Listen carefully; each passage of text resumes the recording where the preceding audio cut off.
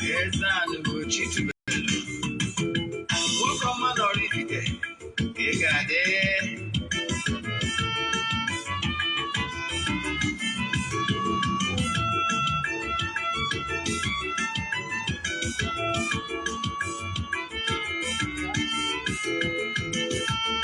Ọdịnala bụ eziokwu,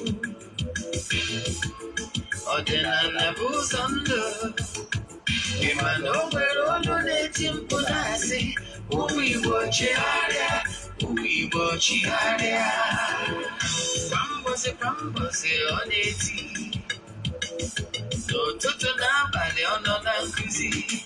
Eze-Ana, Eze-Ana Ugochi tubelu, onye ọma na oraifite, onye mgbasa ozi, ozi ọma ọdịnala gaba n'ihu. Eze-Ana Ugochi tubelu, onye ọmanye jere m ọnụ. Ọdịnala bụ ụzọ ndụ gaba n'ihu.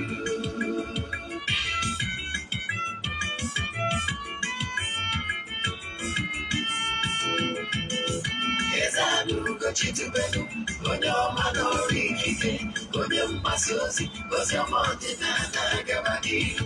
Eze-Ana Ugochi tubelu, onye ọmanye jere m ọnụ. Ọdịnala bụ ụzọ ndụ gaba n'ihu. Eze-Ana ga-adị, Ugochi tubelu ga-adị, Ugochi tubelu temple ọ ya adị.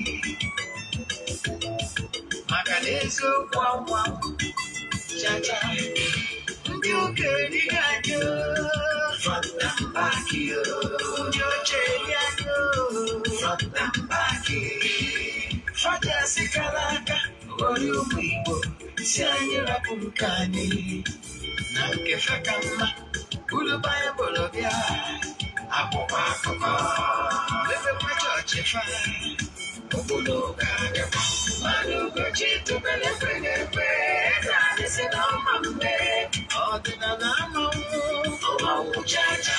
Oge ọbụla ọ na-eti, ọ nọ na nkụzi.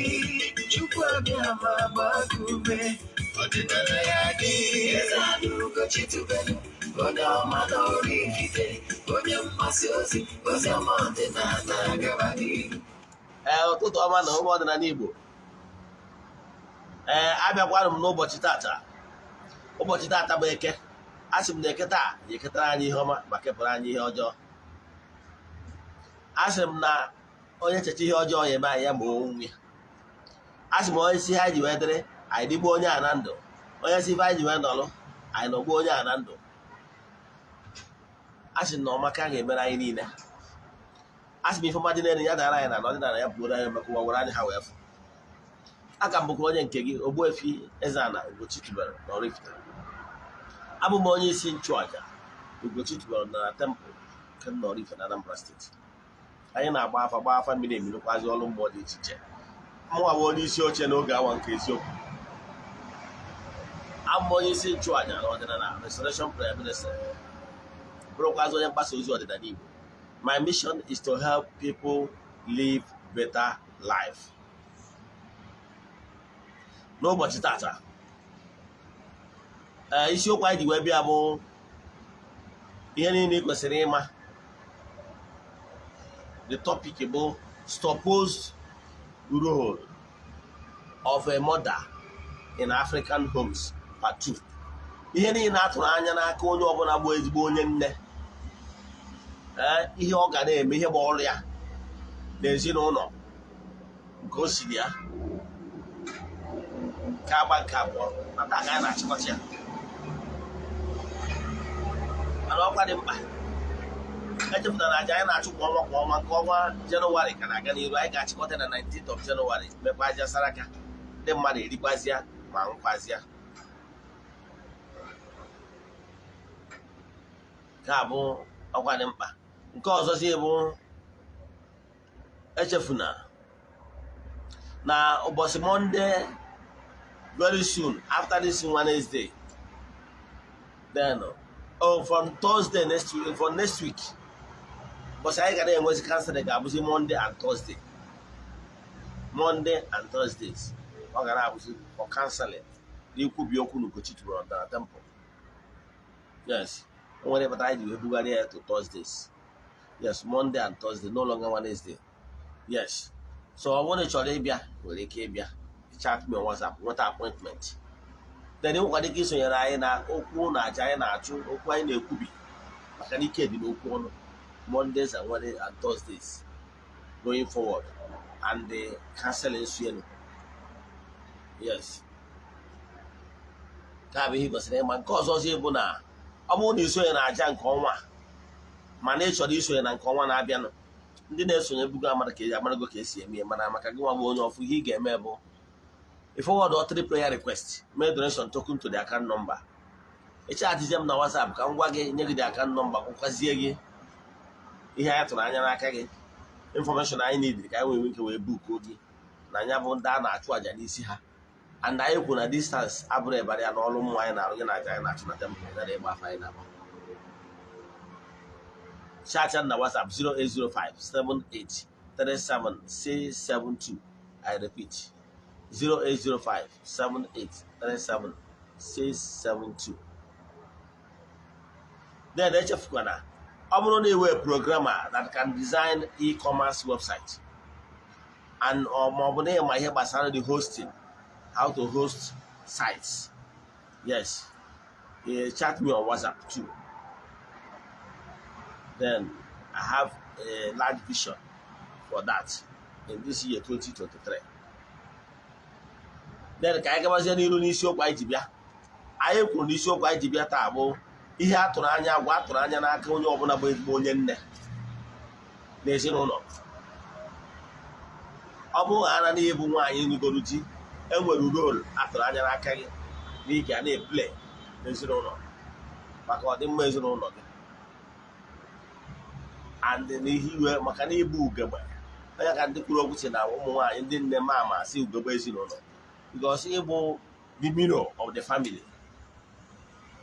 Ọgụ nwa bụrụ ihe eji afụ ụzọ ata na mgbe gburu gboo a na-agba njọ nwaanyị ihe a na-achọ bụ kere agwa nne ya na-akpa nne ọ bụ nwaanyị ji di ya wee hiri isi nwaanyị na-akparị di ya nwaanyị adịghị respect di ya maka na agwara gị na highest na ị nwere ike imerụ gị n'ụwa bụ respect ihe ọ bụla ị ga-asị kwado ya nwere ike isi n'afọ ka e ji nweta nwoke ọ bụla eziokwu. I can tell you na whatever all they are cooking na-enwere other good restaurants anyị nwa na-eji eribu n'Igbo fan ọgụtara ya. So ị nwere ike isi n'afọ ụmụ nwoke nwere ebe a na-eji ata nkwobi nwere ebe a na-eji joint good joint ebe a na-agwa point and kill ebe a na-agwọ isi efi na-agwa anụ dị iche iche delicious meal enwere ya. So ọ bụrụ onyenwa bụ the key. Yes. Then nke ọzọ bụ na ọ bụrụ onyenwa bụ the key maka na ọ bụrụ ebe a na-esi ezigbo nri I can tell you na ụmụ nwoke ka anụcha ndị ha na-eji na joint ha eri nri ma ọ bụ ụmụ ha. So ọ bụrụ nri nke bụ ọ bụrụ ọkwụrụ sex yatara ya maka na ọ bụrụ maka mmekọ nwoke na nwaanyị I can tell you na enwekwara ndị Ross enwere ndị Ross girls nọ everywhere enwekwara ndị nọ n'ụlọ ndị akwụnakwụna yọtara ya ndị makwa egwu ara akụ mana ihe a na-eme mana ọ bụrụ ha nwoke chi ịlụ nwaanyị fụ na ọbụrụ ndị akụ ji anụ gosiri na ọ bụrụ sex. If you like sister or use ụmụ style ma ọ style ọbụla nwere ike ọgwụgwọrọ na onwe style nwere ike imerụ gị ahụ yuzuo nwanne ya eje wee nweta nwoke oke. So ọ bụrụ na niile hope na nke anyị wrong plan. So mana achị m agwa gị ihe nwoke chọrọ n'aka nwunye ya bụ respect. That respect would be most ihe ga-eme gị dị unique and respect adịghị egote ya n'afịa mana ihe ndị adịghị na ngosiri is money can buy. Ya bụ na ịbụrụ onye nwoke hetere nagging woman because you cannot tell me that you nag so much and no gosi respect. No. Once you are tagged as a nagging woman you hope that you want respect. So ịmalụ agwa onye nwere respect one you must be willing to hear and take corrections. Ebe onye nwere respect na aka ya he must be willing. Ọ bụgoro na onye ahụ nwoke abụrụ na nwoke dịcha perfect mana enwere ka ị ga-esi gwa onye nwere respect to. I remember that time during the school time master gị na klaasị gị echi egwu okwu ya asị ya master with polite voice suggest ya ọ bụrụ shout on top of your voice. So o nwere ka mmadụ si agwa onye o nwere respect okwu. So respect ihe nwoke chọrọ ọ bụrụ ihe ndị ọda ten God respect adịghị egoti egota a na-en. So ihe nwoke chọrọ inweta n'aka gị bụ that respect nkwanye ugwu. Mgbe gburugburu mgbe ezi dị n'ụkwụ ụkwa nwaanyị pụta ụtụtụ obendịarụ dị ya down dị etinye ya aka n'azụ ịghọtara ya gbanye nna anyị okede nna anyị na obendị na nna anyị etinye ya aka n'azụ otu aka ọ dịgbo ihe awụ nkwanye ugwu maka na isi a na-akpọ ebe a na-ata ebe akpọrọ ya n'ihu na tara ụdị gị abụrụ onye aminu na iwe kawo nwoke na nwaanyị adịghị ama aka isi na isi ha bụ n'ọnụ ekwuo na m ya wee kwuo na ọ bụrụ na ịbụ ezigbo nwaanyị chọrọ ka ezinụlọ gị meta mmemme ya bara gị uru. One, ekwuru m ya na ị ga-ama ka esi akpanyere di gị ugwu. Ị dara akpọ di gị iyi n'ihu ụmụ gị. Fadị ịkpọda di gị iyi ebe ọbụla ịkpọ di gị iyi n'ihu ndị agbata obi gị n'ihu ụmụnne ya onwere onye ga-ete n'ihu onye ọbụla onwere onye ga-ete ekiri serious as a responsible woman. Take it or leave it. Even n'ihu ya boyfriend, yes, nwoke ahụ na-ele gị anya na-alụ gị anya mgbe ị bịa na-asị na nwoke ahụ na-alụ wee kawọd nọ nke na-akpọ ya iyi ọ ga-eji obi ya mara na ịrọ mmadụ. Ọ gwara ya ka ọ bụrụ nwoke gbara ọrụ na nwaanyị o nwere ike na-ewepụ anya ọ ma rie gị ọrụ mana isizi edebe gị edebe n'ụlọ ọ ya ekwe maka na ihe ọ ji ụgbara nwere ka ngwa nwụghị nwata ịdọ na apartment. Men na-ebelive na kama ọ ya asọ na ala ya asọ na nke ọjọọ. O nwere mgbe ọ ya awụ oju nwoke isi anyone ọbụla dị available o nwere ike ịtụnye si ya na onye nwa bụ the best this and that ka o nweta ihe ọ chọrọ o nwetacha ihe ọ chọrọ ihe eji ma na o nwere ihe o ji kpọrọ onwe bezi ya bịa mee ego n'isi gị ọnna gị gosi na ihe na-ajụsi onwe gị na oto niile o toro gị kere ihe ọ pụtara oto niile o toro oge o were rie gị ọrụ ịghọtara ya that is man for you. So o sutere ya na ahụ o nwere ike ikpe nkwa ọbụla mana ihe eji mana nkwa abụrụzie ụlọ o ruzie ka eme dị n'efu ebe afọ ezinụlọ efu na ọ bụrụ ya. So nwoke ahụ abịa mee ego n'isi gị fụrụ n'anya karịchaa ndị ọzọ hapụ ndị ahụ eme a na-agwa gị na ha kacha fụrụ n'anya mba. So nwoke ahụ fụrụ gị n'anya kwanyere ugwu ugwu ịkwanyere di gị nwee ugwu mgbe kwanyere onwe gị maka na asị na ọdị ugwu maka ịkwanyere di gị ugwu ahụ erugo aka ndị ọzọ akwanyekwara ugwu mana ịkpọ na ya dị gị kpọọ ya nka nka mmadụ agbata obi akpọnwụ nka nka mmadụ nke mbụ na ọ ga-eme ụmụ gị afekt ịghọtago asịwasị nwaanyị a mgbe gburugburu ihe a na-agbanyụ na nwaanyị nwoke ka nwaanyị a ka esi agbanye dị ugwu kedu ka omume ya dị kedu ka omume nne ya ọ na-agba n'ilo nne ya ọwụ onye nsi na aja onye na-akpa nsi ihe agba maka na ama nọ nne ọ bụghị adị fọ na nne na-agba n'ilo nne adị respect di ya ndị mmadụ ga na-atụ uche na nwa ya nwere ike ime ka ya maka na nne ewu na-ata abalị nwa ya na-enye ya anya n'ọnụ asịrọ nna ewu na-ata abalị asịrọ mkpi asị nọ nne ewu na-ata abalị maka na ama nọ nne na nwa na-anọkarị ịghọtara ya. So ịbụrụ ezigbo nne onye nne chọrọ enjoy ezinụlọ ya wepụ aka na agwa iko dị etu a.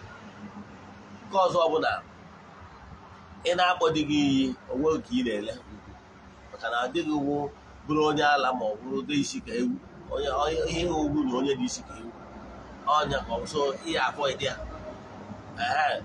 kwụsị ịkpọ di gị iyi kwụsị onwe ndị na-akpọ di gị ajọ iyi nke ọ na nwoke a na-eme anwụnwụ dị mma na-anwụchu n'ihi eme nke a n'ihi eme nke a efu rain of courses.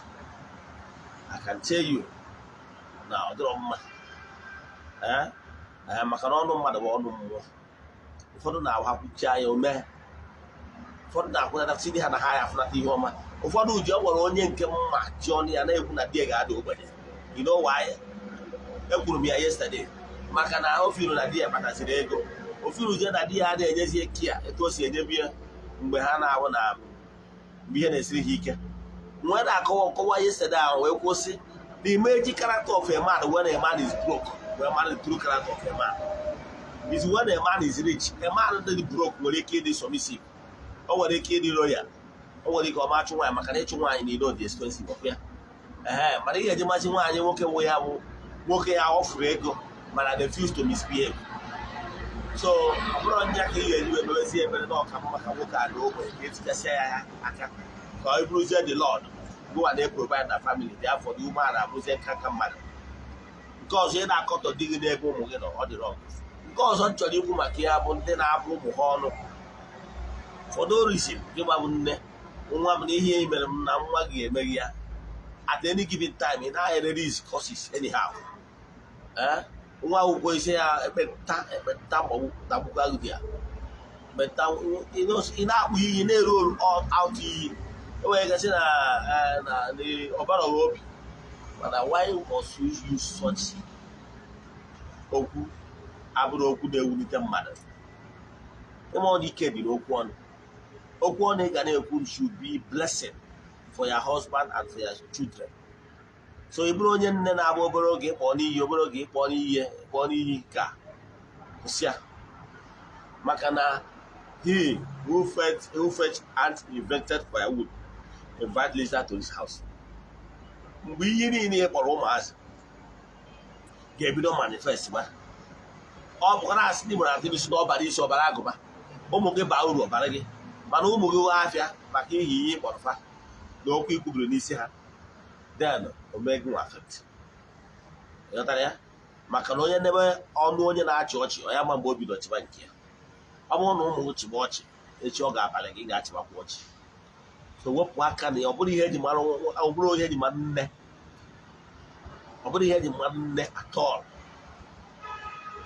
ya maka na imebi ya ọmara gị ahụ I can tell you even na ana mmụọ ihe nwere ike ikwu okwu ọma n'isi ụmụ gị maka na ịdịgo used to learning courses ị na-eme ya kwụsị ya o nwere huge spiritual implication ọ bụrụ onye ka m bịara ka m bịa gbarie kwụsị mma agbari gbasalụ kọs okwu ekwuru ekwu maka na ndị Igbo tụrụ isi na okwu ekwuru ekwu uwe obi afọrọ anya.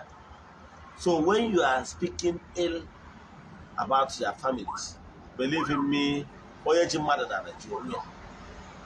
Nke ọzọ chọrọ imetụ aka bifo nchịkọta topic taa ma eto ogologo nnukwu bụ o nwere ihe na-etere dị na social media na nke ikpeazụ a yesterday morning ka m hụtara mesịrị mana asị na m ama ekwu okwu na ya mana ọ dị ka m dị compel ikwu okwu maka ya taa. Ọtụtụ n'ime ụnụ m onye a na-akpọ onye eze Jizọs na nwunye ya na-akpọ pịnọpịnọ yesterday o trend na social media ka nwunye edeghị anya n'ofe iro na di ya na-edistọp ya na inner room services a na-akpọ ọlụ ezinụlọ now mana ọ dụrụ enough ọ bụrụ a good reason ọ dị woman ga-eji wee jee life. Achọrọ m ka m malụ weda ma ọ chọrọ mere that character ka o wee bụrụ na no trend ma ọ n'oji adọ followers. Achọrọ m ịmadizi mana ị na-adọ followers don't use immoralities wee dọ followers. Yes, I understand followers immoral things they bring more followers they bring more viewers. I understand mana ọ bụrụ agwa eji malụ nwaanyị onye kpọrọ onwe ya onye nne ga-eme iwe gaa ọ bụrụ ọzọ ụmụazị nwere ike sị nnọọ ụmụazị maka na nwaanyị ọbụla nwa gagoro n'ukwu ọsọ ya bụrụgoro na o mere ihe nwa abụrụ ọsọ nwa ọ bụrụ ga-emeda ịghọtara ọ nne-eji maka ọ bụ despite the fact that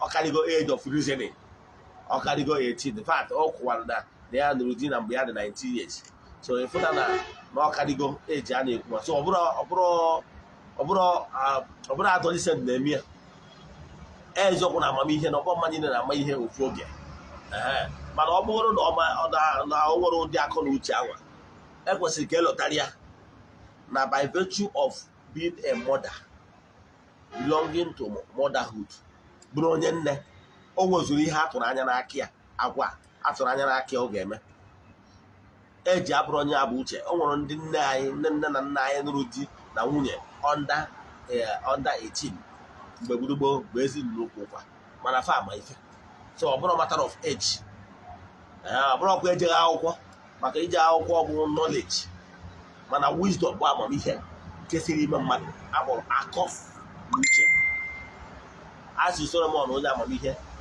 ya yọọ ihe dị ya mkpọ ihe amamihe karịchara wee nye ya amamihe karịchara so ọ bụrụ academic qualification so maka ndị nwere ike isi ya nọ maka na o jere akwụkwọ ọ bụchara ya ọsọ ya bụ onye nụrụ di na less than 20 years ma na-eme ọfụma so whatever ọ bụla bụ ihe budoro eze ọ bụrụ na amamihe fọrọ nne na nna ya na ikwu na ibie should call her to order.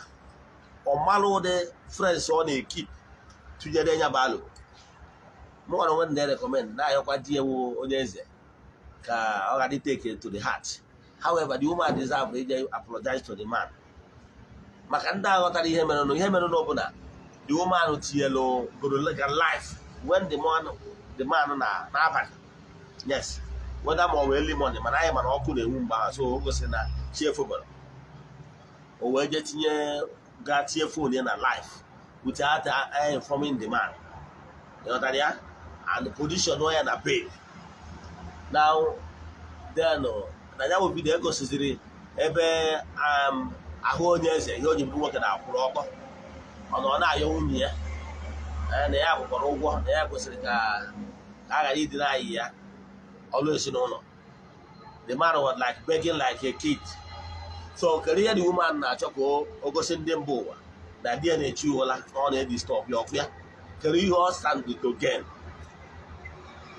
ọ standri igen ka ndị mmadụ analyze ya ebe amụ dị kwụ ọtọ ka ọ gịnị kere ụdị agwa dị ihe anwa ma kpecha display because na ejie ngwe ndị ejie mụrụ ụmụ na awere adịmekwenye nwa mụọ na-ebu akwụkwọ na-eji maka ọgwụ na ụdị agwa dị etu anwa atụrụ ma ọ bụrụ ihe atụrụ anya n'ezinụlọ.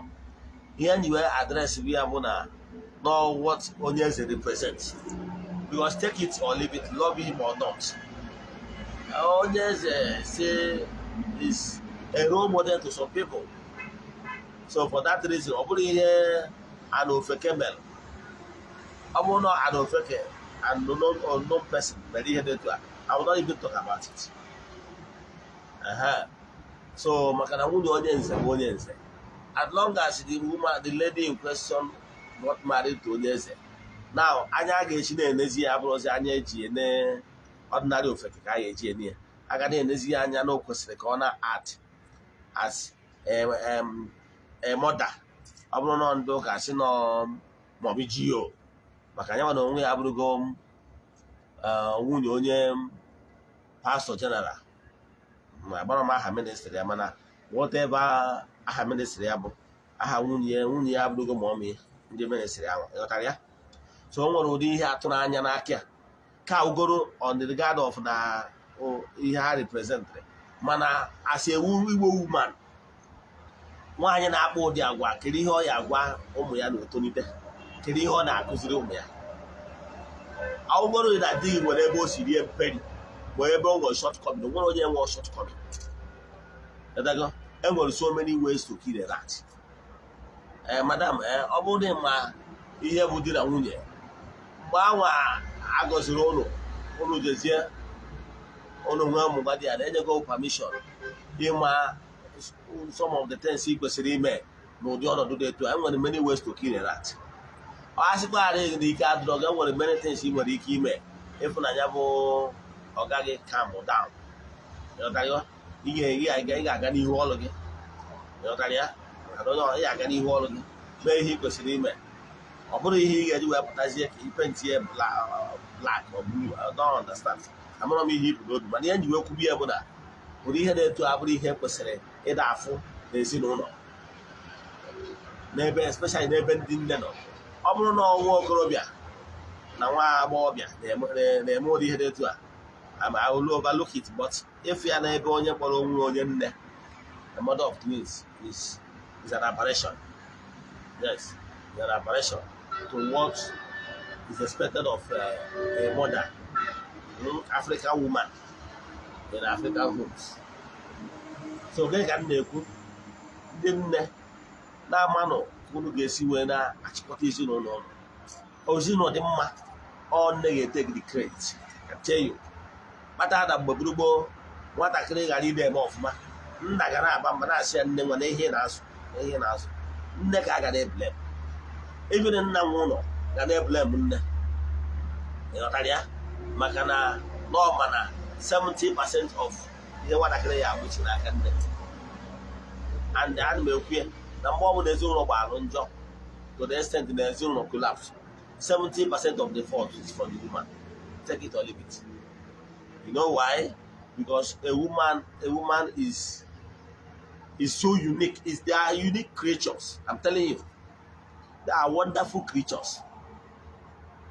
In fact, in the mediatrix of all graces. And I'm buying a joke of ya. I said, I bet you Maria mediatrix of all graces. He may up that. Onye nkesa gracia niile, onye nkesa amara niile. Maka ọrụ a nyere ndị wụ the unifier. Ndị represent the mother earth. Ha bụ nne. Ịghọtara ya? Ndị bụ n'ọha nwaanyị anọ gbuo nwa n'afọ 9 months mụpụta ya, create another woman. Another woman cannot come without passing through a woman. You know that, yeah? So a woman and what a woman represents and what mother represents is still a mystery.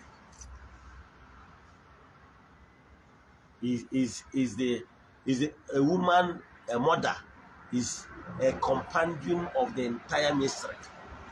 Take it from me. So I expect mothers to present themselves in that manner. That honor to go Kenya art in that manner. Art anyhow. Because that's in a okay. Who's actually also. Our mothers, I love you all. Especially when you hear me respect now for the betterment of various homes that need. Ma kwụsị ebe a.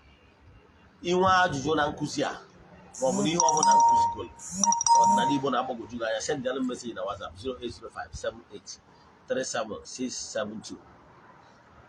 Ụbọchị taata bụ eke, ayọ ma ayọ n'aha Chukwu Okike nke pụrụ ime ihe niile n'isi ndị niile bụ ndị nne na ezinụlọ dị iche iche. Ebe niile ha nọ na under the influence of my voice. Let our mothers be fulfilled with grace and vision, so that they will have the knowledge how to pilot their affairs of their various homes. May they be protected from external influences that will mislead them into acting abnormally. May they receive help and protection and blessing. Ya gazie in the video. Ito sari ando so. Dalo no.